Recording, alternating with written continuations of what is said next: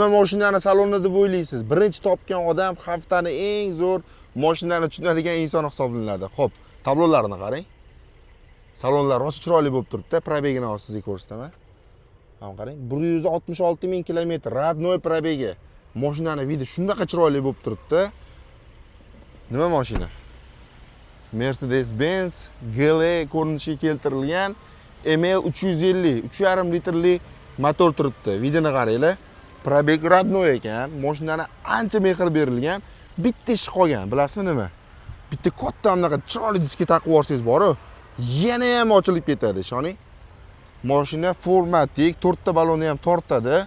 Oporniy diskalari ham, kolodkalari ham, motor, korobka, hadovoy hamma narsasi but-butun deb turibdi. 2013-yil mashina VIN kodi bo'yicha texpasportda 12. Xo'p, hozir men sizga salon holatlarini yana boshqatdan ko'rsataman. Polni boshdan tiktirib chiqishibdi. Panorama lyuklari bor. Mana buni ham e'tibor bering. Mana bu tablolarigacha va monitorlargacha e'tibor bering. Yengilari qo'yilgan, tablolari ham даже o'zgargan. Mashinani holati zo'r. Egalariga realniy pulinglar bo'lsa, mana telefon qilib gaplashib olsanglar bo'ladi. Narx nech pul deb o'ylaysiz? 33,900 dollar bosib olsangiz bo'ladi.